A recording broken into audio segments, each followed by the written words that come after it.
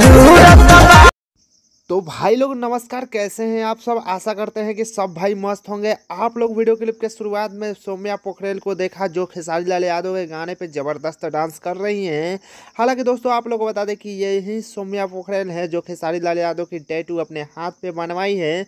जो दूसरे video clip में आप लोग देख पा रहे होंगे खेसारी लाल यादव के साथ है, तो इनका ये रील्स वीडियो कुछ ज़्यादा ही सोशल मीडिया पर वायरल हो रहा है, जिसे आप लोगों ने वीडियो क्लिप के शुरुआत में देखा। दरअसल ये खेसारी लाल यादव के गाना पे बनाया गया है, जो कि बहुत ही ज़बरदस्त है। तो दोस्तों आप लोगों को सौम्या पोखरेल का ये इस वीडियो कैसा रहा कमेंट बॉक्स में जरूर लिखकर बताइएगा। और दोस्तों आपके तरफ कौन सा खेसारी लाल यादव के गाना इस बार की होली में चल रहा है, कमेंट बॉक्स में जरूर लिखकर बताइएगा। तो दोस्तों उम्मीद है कि वीडियो आप लोगों को पसंद आई होगी।